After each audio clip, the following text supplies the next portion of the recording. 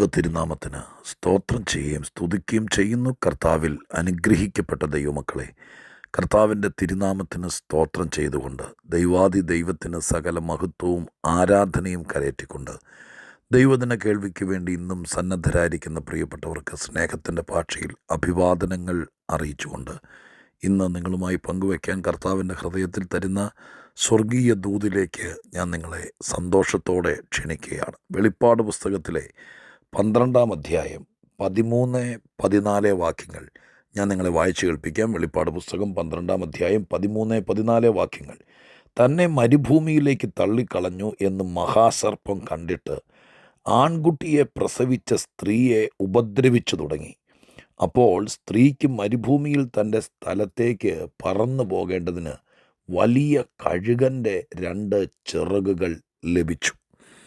വെളിപ്പാട് പുസ്തകം വായനയിൽ പെട്ടെന്ന് പിടികിട്ടാത്ത ആത്മീക മർമ്മങ്ങൾ, പ്രത്യേകിച്ച് നിത്യത, സ്വർഗം, വരാനിരിക്കുന്ന ദൈവത്തിൻ്റെ കാര്യപരിപാടി, അതിനോടനുബന്ധപ്പെട്ടിരിക്കുന്ന ദൈവത്തിൻ്റെ വലിയ പദ്ധതികൾ, ഇതിനെക്കുറിച്ചൊക്കെയുള്ള പ്രവചന സൂക്തമാണല്ലോ വെളിപ്പാട് പുസ്തകത്തിനകത്ത് അധികം കാണാൻ കഴിയുന്നത്. അതുകൊണ്ട് തന്നെ മനുഷ്യന് സദാ പരിചയമില്ലാത്ത പല കാര്യങ്ങൾ സംഭവിക്കാൻ പോകുന്നതുകൊണ്ട് ചില പ്രത്യേക പദങ്ങളിലൂടെ, ചില പ്രത്യേക സംഭവങ്ങളിലൂടെ ആ കാലഘട്ടത്തെ വർണ്ണിച്ചിരിക്കുകയാണ് പ്രവാചകനായിരിക്കുന്ന, അല്ലെങ്കിൽ പ്രവചന ഭാഷയിൽ ദൈവത്തിൻ്റെ പരിശുദ്ധാത്മാവ് യോഹന്നാനുണ്ടായ വെളിപ്പാട് പുസ്തകത്തിൽ അന്തർലീനമായിരിക്കുന്ന വിഷയത്തിലൂടെ 12-ാം അധ്യായത്തിലേക്കൊക്കെ എത്തുമ്പോൾ വലിയ വിവാദപരമായിരിക്കുന്ന വിഷയങ്ങൾ വ്യാഖ്യാനിച്ച് ബോധ്യപ്പെടുവാൻ അല്പം ബുദ്ധിമുട്ടുള്ള വിഷയങ്ങൾ, ഒരുപക്ഷെ വ്യാഖ്യാതാക്കൾ തമ്മിലുള്ള അഭിപ്രായ വ്യത്യാസം കൊണ്ട് തർക്കസംഗതികൾ പോലെ ഒക്കെയുള്ള വിഷയമാണ് ഈ 12-ാം അധ്യായത്തിലെ പ്രമേയം എന്ന് പറയുന്നത്. എന്നാൽ ആ 12-ാം അധ്യായത്തിലെ പ്രമേയം മുഴുവനൊന്നും എടുത്തു പറയാതെ ഈ വായിച്ച 2 വാക്യങ്ങൾ കൊണ്ട് നമ്മളോടുള്ള ബന്ധത്തിൽ ചില കാര്യങ്ങൾ, അഥവാ ദൈവത്തിൻ്റെ ആളുകളോട് കാണിക്കുന്ന ദൈവത്തിൻ്റെ പ്രതിബദ്ധത, ഞാനും നിങ്ങളും ഉൾപ്പെടുന്ന ദൈവത്തെ വിശ്വസിക്കുന്ന ദൈവത്തിൻ്റെ കാര്യപരിപാടിയിൽപ്പെട്ട ആളുകളോട് കർത്താവിനുള്ള ഉത്തരവാദിത്വം എത്ര വലുതാണെന്ന് മാത്രം പറയാനാണ് ഞാൻ ഈ 12-ാം അധ്യായത്തിലെ 13-14 വാക്യങ്ങൾ ഇന്ന് വായിച്ചത്. വെളിപ്പാട് പുസ്തകത്തിൻ്റെ ഒരു ക്ലാസ്സോ 12-ാം അധ്യായത്തിലെ പ്രവചന വ്യാഖ്യാനമോ ഒന്നും ഇന്ന് ഈ ഒരു 10 മിനിറ്റ് കൊണ്ട് ചിന്തിക്കാൻ താല്പര്യപ്പെടുന്നില്ല. നമ്മളങ്ങനൊരു ശീലം രാവിലെ തോറുമുള്ള സന്ദേശത്തിൽ തുടരാറുമില്ല. ഈ ഭാഗത്ത് നിന്ന് ഞാൻ ഇത്രയും കാര്യങ്ങൾ പറയാം. എന്താണെങ്കിലും സൂര്യനെ അണിഞ്ഞൊരു സ്ത്രീയെയാണ് 12-ാം അധ്യായത്തിൽ പരിശുദ്ധാത്മാവ് അവതരിപ്പിക്കുന്നത്. ആ സ്ത്രീ ഗർഭിണിയായി നോവ് കിട്ടി ഒരാൺകുട്ടിയെ പ്രസവിച്ചു എന്നതാണ് 12-ാം അധ്യായത്തിലെ ആദ്യത്തെ വാക്യങ്ങളിലെ പ്രമേയം. ആൺകുട്ടിയെ പ്രസവിച്ച അനന്തരം ഒരു മഹാസർപ്പം ഈ കുട്ടിയെ വിഴുങ്ങാൻ വേണ്ടിയിട്ട് വരികയാണ്. അപ്പോൾ ഇവർക്ക് വേണ്ടി യുദ്ധം ചെയ്യാൻ വേണ്ടി മീഖായേലിനെ ദൈവം അയക്കുന്നു. അങ്ങനെ മഹാസർപ്പവും സാത്താനുമായിട്ട് മീഖായേൽ പടവെട്ടുന്നു. അങ്ങനെ ആ യുദ്ധത്തിൽ മഹാസർപ്പത്തെ വാ പിളർന്നുകൊണ്ട് ഈ സ്ത്രീയെ ഉപദ്രവിക്കാനും സ്ത്രീ പ്രസവിച്ച ആൺകുട്ടിയെ വിഴുങ്ങിക്കളയാൻ വേണ്ടി വന്ന മഹാസർപ്പത്തെ മീഖായേൽ പടവെട്ടി ഭൂമിയിലേക്ക് തള്ളിക്കളയുന്നു. അതിനോടനുബന്ധപ്പെട്ട വാക്യമാണ് ഇവിടെ എഴുതിയിരിക്കുന്നത്. ആ സ്ത്രീയെ, അഥവാ ഭൂമിയിലേക്ക് തള്ളിക്കളഞ്ഞു എന്ന് മഹാസർപ്പം കണ്ടിട്ട് ആൺകുട്ടിയെ പ്രസവിച്ച സ്ത്രീയെ ഉപദ്രവിച്ചു തുടങ്ങി. അവിടെ മുതൽ പ്രവചന ഭാഷ മാറ്റിവെച്ചിട്ട് ഞാൻ നമുക്കുള്ളൊരു ദൈവത്തിൻ്റെ ലളിത സന്ദേശം പറയട്ടെ. എന്താണെങ്കിലും നമുക്ക് ഈ സ്ത്രീ ആരാണെങ്കിലും ഈ സ്ത്രീ ദൈവത്തിൻ്റെ ഒരു കാര്യപരിപാടിയിൽ ദൈവത്തിൻ്റെ പദ്ധതിയിൽപ്പെട്ട ഒരാളാണെന്നുള്ള കാര്യം ഈ ഭാഗത്തുനിന്ന് മനസ്സിലാക്കാൻ കഴിയുന്നു. ഏതോ ഒരു സ്ത്രീയുടെ സ്വാഭാവികമായിരിക്കുന്ന ഗർഭധാരണവും ഒരു പ്രസവവും ആ പ്രസവിച്ച ആൺകുട്ടിയെ ഒന്നും വെളിപ്പാട് പുസ്തകം പോലത്തെ ദൈവത്തിൻ്റെ ഏറ്റവും പ്രധാനപ്പെട്ട വിഷയങ്ങൾ പരാമർശിക്കുന്നൊരു പുസ്തകത്തിൽ വിഷയമായിട്ട് വരത്തില്ലല്ലോ. ഇതൊരു ആലങ്കാരികമാണ്, ഇതിനർത്ഥമുള്ളതാണ്, ഇത് വ്യാഖ്യാനിക്കേണ്ടതാണ്, ഇത് വലിയ കാര്യങ്ങളുടെ ഒരു നിഴലാണ്. അതുകൊണ്ട് തന്നെ ഞാൻ ഇങ്ങനെ നമ്മളോടുള്ള ബന്ധത്തിൽ പറയാം. ഈ സ്ത്രീ എന്താണെങ്കിലും ദൈവത്തിൻ്റെ ഒരു വലിയ കാര്യപരിപാടിയുടെ കണ്ണിയാണ്.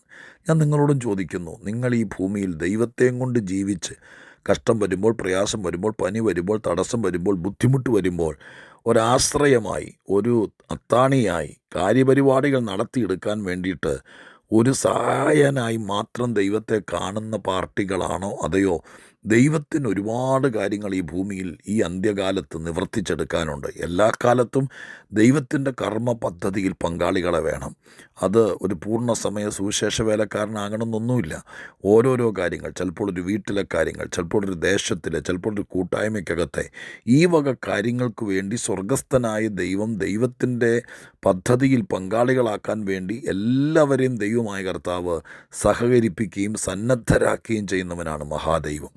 എന്താണെങ്കിലും ഞാൻ നിങ്ങളോട് ചോദിക്കുന്നു, നിങ്ങൾ കുറച്ച് നാളുകളായി ദൈവത്തിൻ്റെ സ്നേഹവും കരുതലും കരുണയൊക്കെ അനുഭവിക്കാൻ തുടങ്ങിയെങ്കിൽ നിങ്ങളെ ദൈവമായ കർത്താവ് ഏതെങ്കിലും കാര്യത്തിലൊക്കെ ദൈവത്തിൻ്റെ കാര്യപരിപാടിയിൽ പങ്കാളിയായിട്ടുണ്ടോ?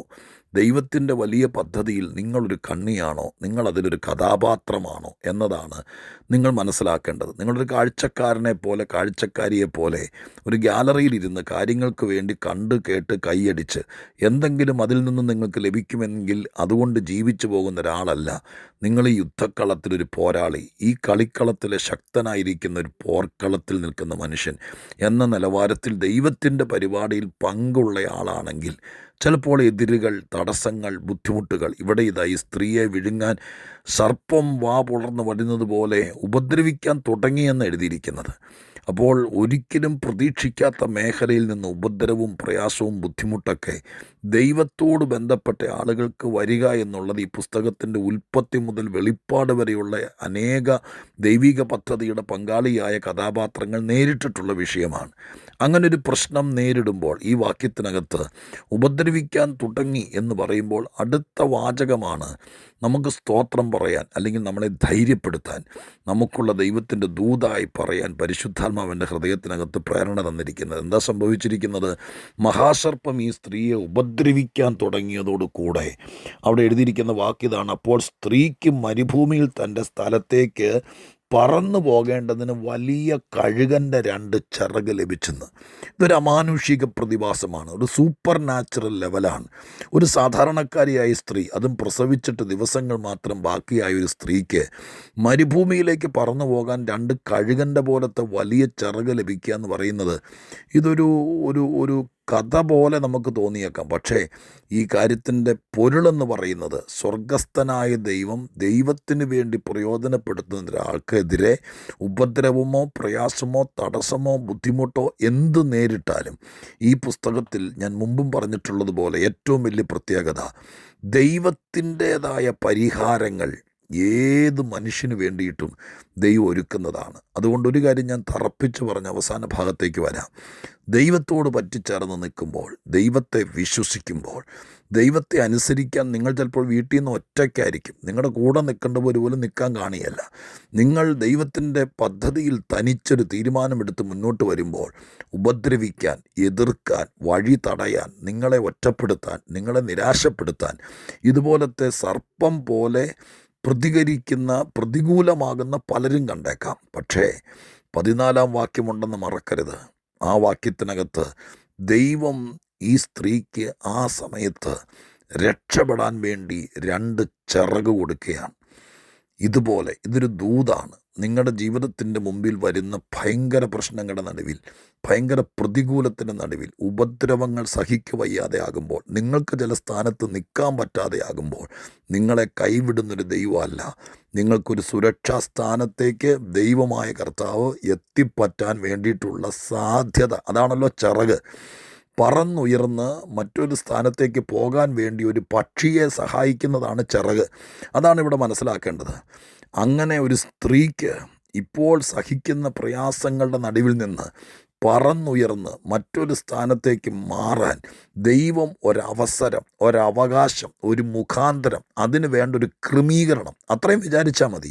ഒരു സ്ത്രീക്ക് 2 ചിറകുകൾ, കഴുകൻ്റെ ചിറക് പോലത്തെ 2 ചിറക് കിട്ടിയെന്ന് പറയുമ്പോൾ നെറ്റി ചുളുക്കണ്ട, നിരാശപ്പെടണ്ട, ഇതൊക്കെ നടക്കുന്ന കാര്യമാണെന്ന് സംശയിക്കേണ്ട. അതിന് ഇത്രയും വ്യാഖ്യാനം കൊടുത്താൽ മതി.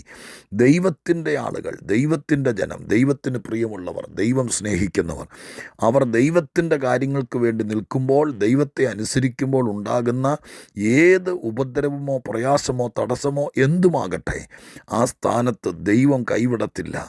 അതിന് നമ്മൾ വിചാരിക്കാത്തത്, ഇന്ന് നിനക്കില്ലാത്തത്, ഈ സ്ത്രീ ജന്മനാ ചിറകുള്ളവളല്ല.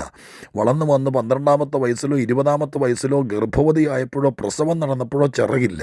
പക്ഷെ പ്രശ്നം വന്നപ്പോൾ ചിറകുണ്ടായി. അങ്ങനെയാണല്ലോ വാക്ക് നമ്മൾ മനസ്സിലാക്കേണ്ടത്. നിനക്കൊരു പ്രശ്നം വരുമ്പോൾ, നിനക്കൊരു പ്രതികൂലം വരുമ്പോൾ, നിനക്ക് പിടിച്ചു നിൽക്കാൻ പറ്റാതെയാകുമ്പോൾ, ഇപ്പോൾ നിനക്കില്ലാത്ത ചിറകുകൾ നിനക്ക് തരുവാൻ, അത് മുഖാന്തരം രക്ഷപ്പെടുവാൻ ദൈവമായ കർത്താവ് ഈ പറയപ്പെട്ട ഭാഗത്തൂടെ സമർത്ഥനും സന്നദ്ധനുമാണെന്നുള്ള വിവരം പരിശുദ്ധാത്മാവിൻ്റെ പ്രേരണയിൽ നിങ്ങളെ അറിയിച്ചുകൊണ്ട് ഞാൻ പ്രാർത്ഥിക്കാൻ ഒരുങ്ങുകയാണ്. ആരോടൊക്കെയോ ദൈവാത്മാവ് ഹൃദ്യമായിട്ടും വ്യക്തമായിട്ടും പറയുന്നു, കർത്താവിൻ്റെ പാതയിൽ നിന്ന് വ്യതിചലിക്കരുത്. നിന്നെ മുന്നോട്ട് കൊണ്ടുവന്ന ദൈവമാണ്, നിന്നെ ദൈവത്തിന് വേണ്ടി വേർതിരിച്ചതാണ്, നിന്നെ ദൈവത്തിൻ്റെ പദ്ധതിയിൽ ഉൾപ്പെടുത്തി കഴിഞ്ഞു. നീ ദൈവത്തിൻ്റെ പക്ഷം നിൽക്കേണ്ടയാളാണ്.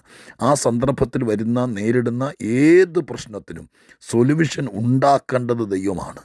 ഇപ്പോൾ നിങ്ങൾക്കില്ലാത്ത, അതായത് ഞാനിത് പറയുന്ന നവംബർ മാസം 25-ാം തീയതി കേൾക്കുമ്പോൾ നിങ്ങൾക്ക് ചിറകില്ല. ചിറകെന്ന് പറയുന്നത് ഞാൻ പറഞ്ഞു കഴിഞ്ഞല്ലോ. നിങ്ങൾക്ക് രക്ഷപ്പെടാനൊരു മാർഗമില്ല, നിങ്ങൾക്ക് പറക്കാനൊരു വഴിയില്ല, നിങ്ങൾക്ക് മാറാനൊരു സാഹചര്യമില്ല.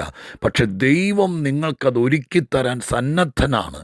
ഒരു പ്രതിസന്ധി നേരിടുമ്പോൾ, പ്രതികൂലം നേരിടുമ്പോൾ, അതിൻ്റെ നടുവിൽ ഇന്നില്ലാത്ത ചിറക് ഉണ്ടാകുന്നത് പോലെ ഇന്നില്ലാത്ത ചില സാധ്യതകൾ, സാഹചര്യങ്ങൾ മുളപ്പിച്ചു തരാൻ, ഉളവാക്കിത്തരാൻ ദൈവത്തിന് കഴിയും. അത് വിശ്വസിക്കാൻ പരിശുദ്ധാത്മാവിൽ പ്രേരിപ്പിച്ചുകൊണ്ട് നിങ്ങൾക്കത് സിദ്ധിക്കട്ടെ. ഏതോ കാര്യങ്ങൾ നിങ്ങൾക്കൊരവസരമായി, മുഖാന്തരമായി, ഇപ്പോൾ അകപ്പെട്ട പ്രശ്നങ്ങളിൽ നിന്ന് രക്ഷപ്പെടാൻ 2 ചിറകുകൾ കിട്ടുന്നത് പോലെ ഒരവസരം നിങ്ങൾക്ക് കിട്ടാൻ പോകുന്നു എന്ന പ്രതീക്ഷയോടെ ഞാൻ നിങ്ങൾക്ക് വേണ്ടി പ്രാർത്ഥിക്കാം. പരിശുദ്ധ ദൈവമേ, ഞങ്ങളുടെ സ്വർഗീയ പിതാവേ, അങ്ങയുടെ പക്ഷത്ത് നിൽക്കുന്നവർ എത്രയോ ഭാഗ്യമുള്ളവരാ.